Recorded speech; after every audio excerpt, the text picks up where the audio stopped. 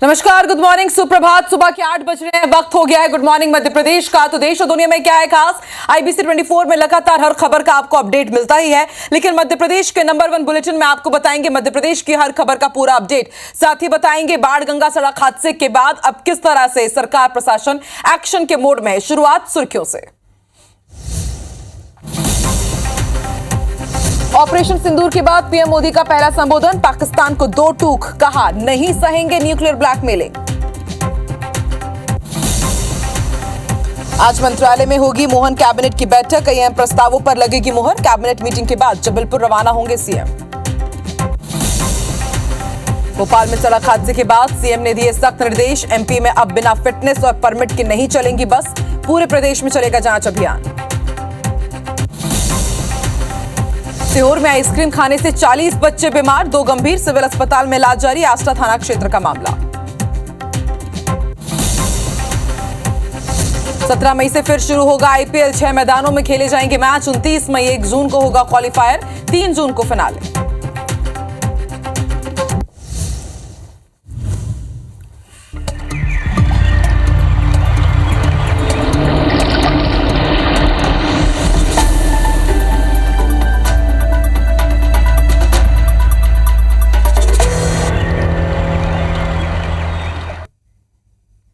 और अपडेट आपको भोपाल से दे, डॉक्टर की मौत के बाद सीएम डॉक्टर मोहन यादव ने सख्त निर्देश दिए हैं।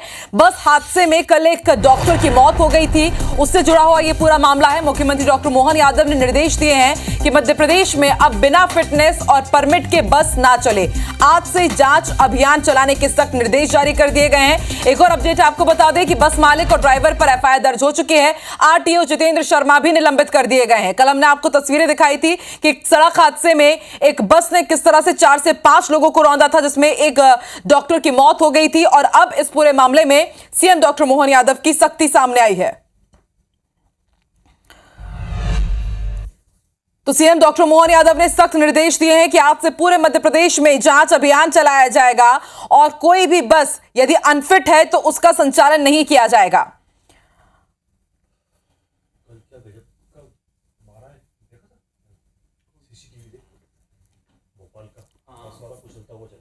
रेड लाइट पे वाहन खड़े थे, उनमें आके पीछे से उन्होंने टक्कर मारा है। एक पहले जो कार खड़ी हुई थी डिज़ायर गाड़ी, उसमें उसने टक्कर मारी है और बाकी 3-4 दुपहिया वाहनों में टक्कर मारी है, जिससे ये घटना हुई है। और इस घटना में संभवतः एक जो युवती थी उसकी अभी मौके पर मृत्यु हो गई। बाकी जो इंजर्ड हैं उनको सबको अभी हमने अस्पताल इलाज हेतु रवाना किया है।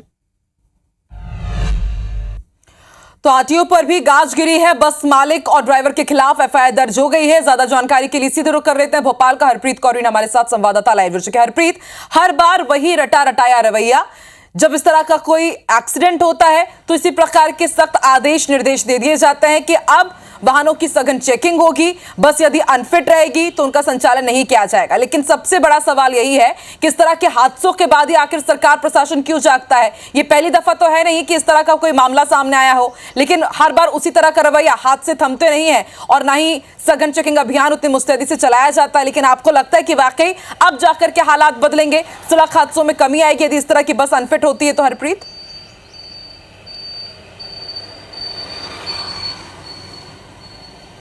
बिल्कुल बहुत ज़्यादा उम्मीद नहीं की जा सकती कि हालात बदलेंगे।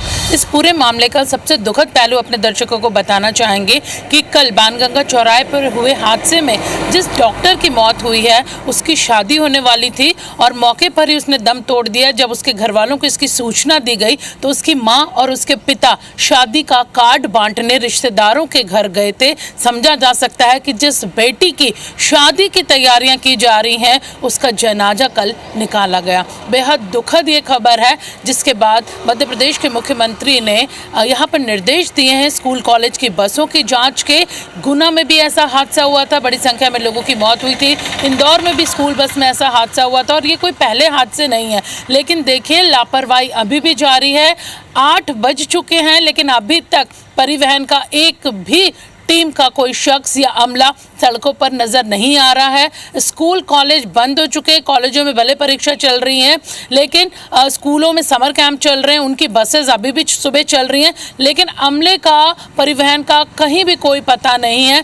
आदेश भले ही जारी कर दिया गया, मुख्यमंत्री ने डीजीपी को सख्त आदेश दिए हैं, कल ही आदेश जारी भी हो गए, आरटीओ को निलंबित भी कर दिया गया, लेकिन बहुत ज़्यादा उम्मीद नहीं की जा सकती। 2-4 दिन चेकिंग होगी और उसके बाद फिर भूल जाएंगे और इंतज़ार करेंगे अगले हादसे का और फिर एक नया आदेश दिया जाएगा। फिलहाल जैसा कि हमने कहा कि राजधानी भोपाल में कहीं भी परिवहन विभाग का अमला किसी भी चौराहे पर नहीं है, किसी भी बस की फिलहाल अभी जांच नहीं की जा रही। 10 बजे जब सोकर अधिकारी उठेंगे, शायद 11 बजे मौके पर पहुंचेंगे, तब जांच की जाएगी, लेकिन ये जांच भी सिर्फ और सिर्फ खाना पूर्ति होगी। अगर सख्ती से जांच की जाए तो शायद ऐसे हादसे नहीं होंगे और ऐसे कोई मासूम इस दुनिया से रवाना नहीं होगा। परिवार आयशा का सदमे में है, वो डॉक्टर थी, 14 तारीख को उसकी शादी होने वाली थी, लेकिन कल उसकी इस हादसे में मौत होगी। जिस बस के बारे में ये जो जानकारी सामने आई कि उसका ना परमिट था ना फिटनेस थी, 1 साल पहले एक IPS अकेडमी जहाँ पर ये बस चलती थी, उन्होंने इसे कहा, दावा है कि बेच दिया था, लेकिन बेचने के जो दस्तावेज हैं वो अप्रैल यानी कि पिछले महीने के हैं। यहाँ पर भी प्रबंधन की, जैसा कि आपने IPS अकेडमी का नाम लिया, जिनकी ये बस बताई जा रही है, क्या उस प्रबंधन के खिलाफ कोई कार्रवाई नहीं की जाएगी, सिर्फ FIR दर्ज की जाएगी? आगे इस तरह के हादसे ना हो उसको लेकर के कुछ क्या कड़े कदम नहीं उठाए जाएंगे, या सिर्फ जैसा कि आप बता रही खाना पूर्ति की अब बस चेकिंग अभियान चला लिया जाएगा?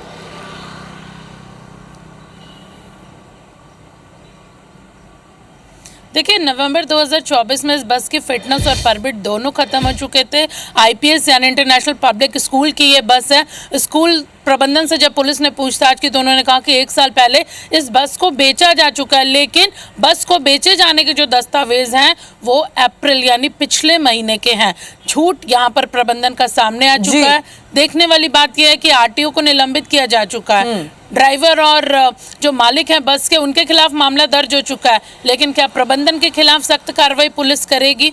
जी बिल्कुल अर्पित। तो देखिए, स्कूल बस के ऐसे हाल हैं कि बिना फिटनेस के, बिना परमिट के चल रही थी, मासूम बच्चों को लेकर के जाती है, वो भी इस हादसे का शिकार हो सकते थे। लेकिन इसके अलावा आप सोच सकते हैं कि जो दूसरी यात्री बस है वो तो ऐसी इतने कंडम हालत में चल रही होती हैं, उनके खिलाफ कब कार्रवाई होगी, कब सघन चेकिंग अभियान के सफल परिणाम सड़कों पर दिखेंगे, ये तो एक दूर का सवाल ही नजर आता है। बहुत बहुत शुक्रिया हरप्रीत, नजर आप बना के रखेगा, अपडेट आपसे लेते रहेंगे।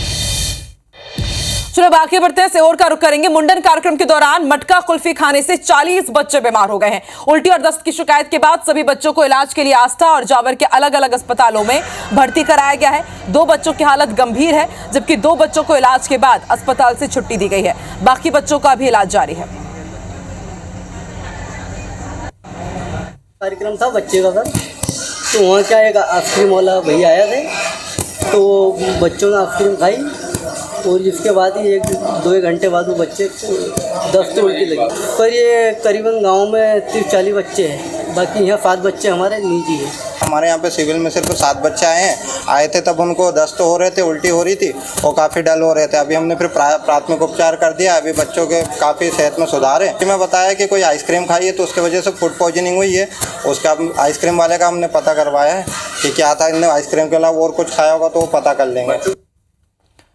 और संवाददाता कवि चोखर हमारे साथ फोन लाइन पर जुड़ चुके हैं। कवि चोखर, आपसे ये जानना चाहेंगे कि जैसा कि डॉक्टर भी कह रहे हैं कि अभी आइसक्रीम वाले का पता लगाया जा रहा है और 40 बच्चे एक साथ बीमार, क्या उन्होंने इसी आइसक्रीम वाले से आइसक्रीम खरीद कर खाई थी? और हम जानते हैं कि किस तरह के पानी का इस्तेमाल किया जाता है, क्या क्वालिटी होती है आइसक्रीम की, लेकिन इसको लेकर के किसी प्रकार का अभियान नहीं चलाया जाता है चेकिंग को लेकर के, गुणवत्ता के लिए कभी, तो इसको लेकर के क्या तैयारी है प्रशासन की? देखिए, ये मामला है, ये पूरा इछावर थाने के अंतर्गत आने वाला मामला है। भाऊ खेड़ी में एक आइसक्रीम वाला जो आइसक्रीम बेचा है, उस समय ग्राम के सभी बच्चों ने उससे आइसक्रीम खाई। आइसक्रीम खाने की कुछ देर बाद बच्चों को लगातार उल्टियां होने लगी, जिसके चलते बच्चों को उपचार के लिए हॉस्पिटल लाया गया। लगातार बच्चों की हालत गंभीर होती गई। करीबन 40 बच्चे बताए गए जो इससे आइसक्रीम खाने से बीमार हुए थे, जिनमें से 7 बच्चों की हालत उस समय ज्यादा गंभीर थी। उपचार के दौरान इनकी हालत नॉर्मल हुई, 2 बच्चों की हालत गंभीर बनी हुई है। वहीं आइसक्रीम वाले की तलाश पुलिस लगातार कर रही है कि आखिर वो आइसक्रीम वाला कौन था और कहाँ से आइसक्रीम बेचने के लिए आया था। लगातार इस प्रकार की जो आइसक्रीम गंदे पानी से, गंदे दूध से बनाई जाती है, जिससे ग्रामीण में जाके बेचा जाता है, इससे कई लोग इस तरीके की हादसे के शिकार होते हैं। पर प्रशासन कब देखने का मामला है कि प्रशासन इस मामले में क्या अहम कदम उठाता है और क्या आइसक्रीम वाले पर कार्रवाई होती है। ठीक है, शुक्रिया पूरी जानकारी के लिए।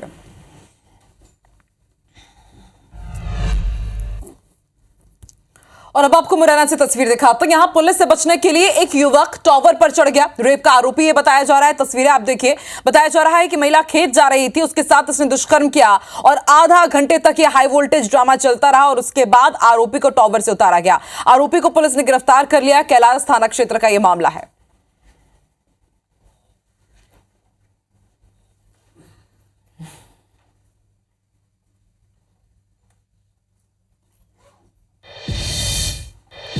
और नेक्स्ट बिग ब्रेकिंग भी मुरैना से है। यहां पर बदमाश कितने बेखौफ हैं, इसकी तस्वीर एक बार फिर सामने आई। यहां पर टेरर टैक्स मांगा गया है। व्यापारी से कार सवार बदमाश टेरर टैक्स मांग रहे थे और जब व्यापारी ने टेरर टैक्स नहीं दिया तो उसे मारने की कोशिश की गई, कार से रौंदने की कोशिश की गई है। और ये पूरी घटना आप देखिए सीसीटीवी में कैद हुई है। पुलिस ने आरोपियों के खिलाफ मामला दर्ज कर लिया है। कोतवाली थाना क्षेत्र की गल्ला मंडी का यह मामला है।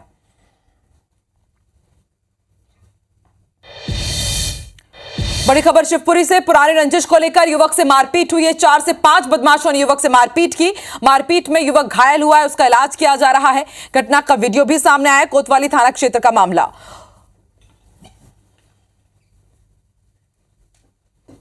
तो तस्वीरें शिवपुरी से आप देखिए किस तरह से सरेरा यहां पर एक युवक के साथ मारपीट की गई है।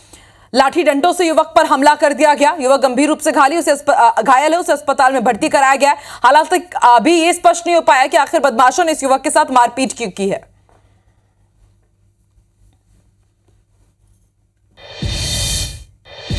दरपन्ना में घर की दहलीज से युवती की बारात वापस लौट गई।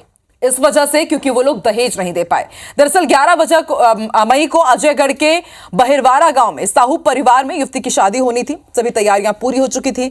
बारात भी घर की दहलीज पर पहुंच चुकी थी, लेकिन तभी लड़के पक्ष के लोगों ने दहेज के तौर पर 1 लाख रुपए मांग लिए। दुल्हन के पिता की आर्थिक स्थिति ठीक नहीं थी, लिहाजा उन्होंने दहेज देने में असमर्थता जताई। मांग पूरी नहीं होने पर लड़का पक्ष के लोगों ने शादी से इंकार कर दिया। बारात वापस चली गई। पीड़ित पक्ष की शिकायत पर पुलिस ने कई धाराओं में मामला दर्ज कर जांच शुरू कर दी है। क्योंकि उन्होंने पहले कहा था हमें कुछ नहीं चाहिए, बस तुम्हें बेटी चाहिए और तिलक जो भी है तुम्हारे अपने तरफ से दे देना, बाकी हमारे कुछ नहीं चाहिए। पर उन्होंने फिर भी हमारे पापा ने जितना हो सका उतना उनके हाथ पे रखा था। फिर भी उन्होंने 1 लाख की मांग की बाद में। मुझे बस उसका न्याय चाहिए और बाकी मुझे कुछ नहीं चाहिए। तो लड़का बोल रहा है कि 11,000 ना चाहिए, मेरे को 1 लाख चाहिए, नहीं तो शादी अभी नहीं होगी। हाँ भाग गया हो और सब मारपीट हमारे शुरू वहाँ कर दिए। सब लोग वहाँ बराती सब। हाँ भाई था मेरा, पिताजी था खुद। बिग ब्रेकिंग नर्मदापुरम से, जहां पर वेयर हाउस संचालक ने आत्महत्या कर ली। बताया जा रहा है कि संचालक कर्ज से परेशान था। आत्महत्या करने से पहले उसने वीडियो बनाया और इसमें वो कहते हुए नजर आ रहे हैं कि वो कर्ज से काफी परेशान है। सिवनी मालवा थाना क्षेत्र के सोमलवाड़ा का मामला है। आपको सामान दिया है, उसके बदले मुझे आप पैसे दीजिए, क्योंकि पैसे की सख्त जरूरत आएगी मेरे परिवार। आज यदि ये मकान गिरवी नहीं होता तो ये मकान बेच के वेयर हाउस में कुछ कर लेता, लेकिन मैं क्या करूँ, बहुत परेशान हूँ। रोटी नहीं होगा मुझको परेशान, तो अपनी परेशानी झेली नहीं जा रही। परेशानी मेरे हाथ से रहा है।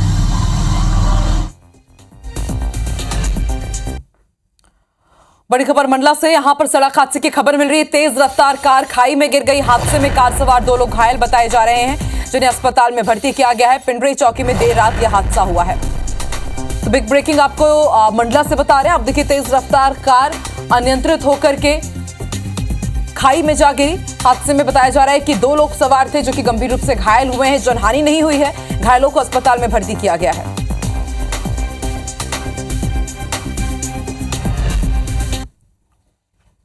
बड़ी खबर डिंडौरी से। 2 बाइक में आमने सामने की भिड़ंत हुई है और इस हादसे में एक युवक की मौत हो गई। 2 गंभीर रूप से घायल बताए जा रहे हैं, जिन्हें अस्पताल में भर्ती कराया गया। तवाली थाने के चक्का गांव के पास यह हादसा हुआ है। तो बड़ी खबर आपको बता रहे हैं, जहां पर 2 बाइक के आमने सामने से भिड़ंत हो गई। 2 लोगों की मौके पर ही, माफ कीजिएगा, एक की मौके पर ही मौत हो गई है और 2 लोग गंभीर रूप से घायल हुए हैं इस हादसे में।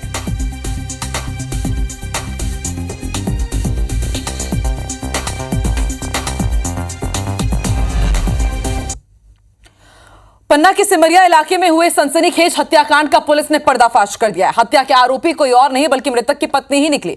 आरोप है कि उसने अपने प्रेमी के साथ मिलकर पति की हत्या की साजिश रची, जिसके बाद महिला के प्रेमी ने पहले तो युवक को शराब पिलाई और फिर धारदार हथियार से उसकी हत्या कर दी। पुलिस ने दोनों ही आरोपियों को गिरफ्तार कर लिया है, सलाखों के पीछे भेज दिया है। आरोपियों की निशानदेही पर पुलिस ने हत्या में इस्तेमाल कुल्हाड़ी और मृतक की पत्नी का मोबाइल फोन भी बरामद किया है।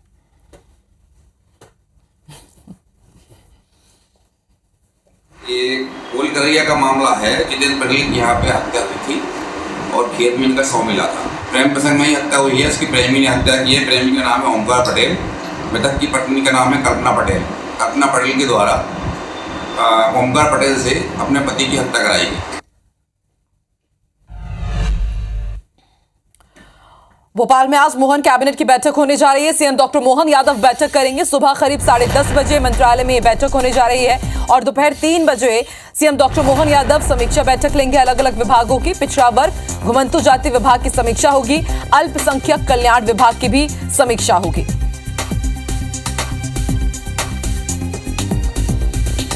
तो सुबह 10:30 बजे मोहन कैबिनेट की बैठक और उसके बाद दोपहर 3 बजे सीएम अलग अलग विभागों की समीक्षा बैठक लेंगे।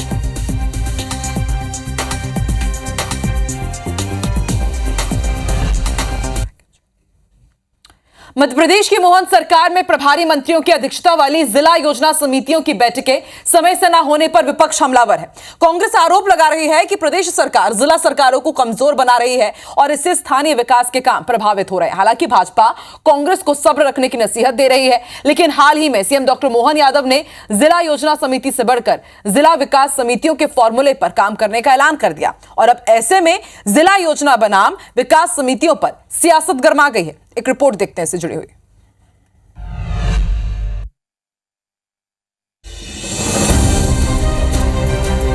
मध्य प्रदेश की मोहन सरकार ने जिलों के प्रभारी मंत्री तो नियुक्त कर दिए, लेकिन कई जिलों में जिला योजना समिति की बैठकें ही आयोजित नहीं हो पाई हैं। बात करें जबलपुर की तो डिप्टी सीएम और प्रदेश के वित्त मंत्री जगदीश देवड़ा को जबलपुर का प्रभारी मंत्री बनाया गया, लेकिन उन्होंने जिला योजना समिति की एक बैठक नहीं ली।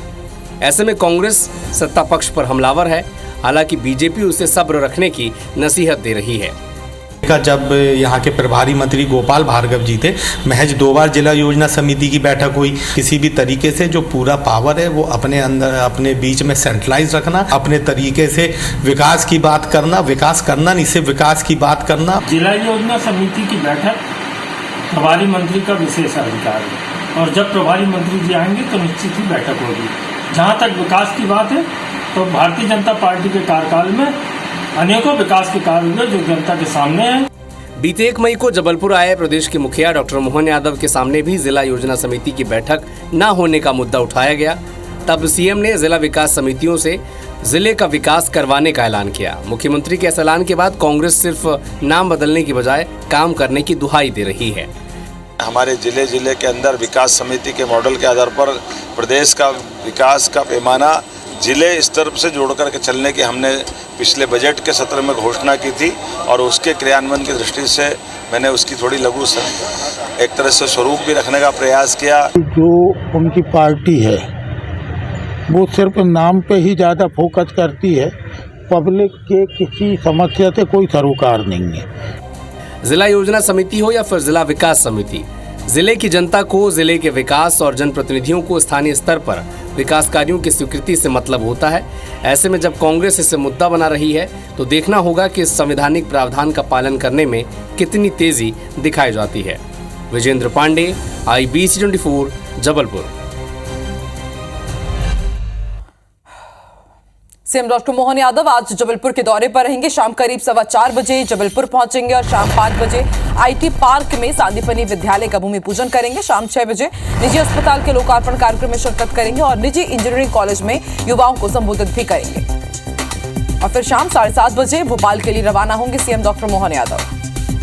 सीएम डॉक्टर मोहन यादव आज जबलपुर के दौरे पर रहेंगे। कई अलग अलग कार्यक्रमों में शिरकत करेंगे। सबसे पहले शाम 5 बजे IT पार्क में सांदीपनि विद्यालय का भूमि पूजन करेंगे और शाम 6 बजे निजी अस्पताल के लोकार्पण कार्यक्रम में शामिल होंगे और निजी इंजीनियरिंग कॉलेज में युवाओं को संबोधित भी करेंगे।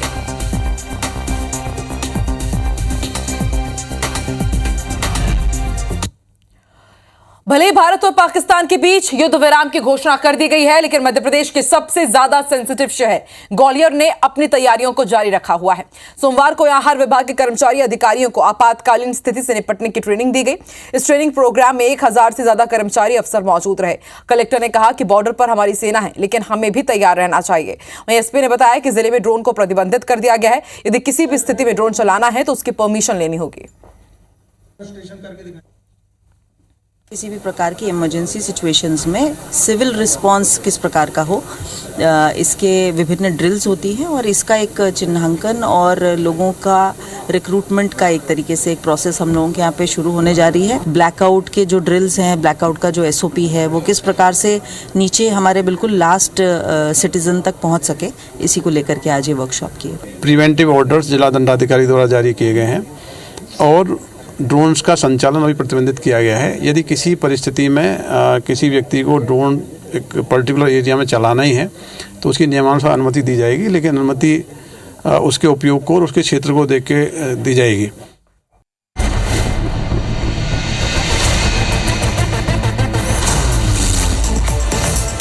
केंद्रीय कृषि मंत्री शिवराज सिंह चौहान आज छत्तीसगढ़ के दौरे पर। इस दौरान मंत्री शिवराज सिंह चौहान रायपुर में बड़ी बैठक लेंगे।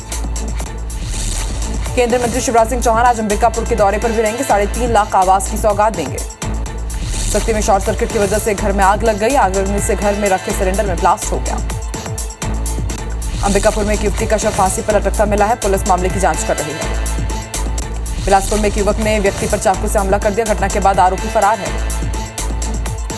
जगदलपुर में पीडब्ल्यूडी इंजीनियर अपने सरकारी आवास में मृत मिले। पुलिस जांच कर रही है। जशपुर में पेड़ काट रहे व्यक्ति की मौत हो गई। मृतक के परिजनों ने मुआवजे की मांग की है। बिलासपुर पुलिस ने अंतर्राज्यीय ठग गिरोह के 4 आरोपियों को गिरफ्तार किया है।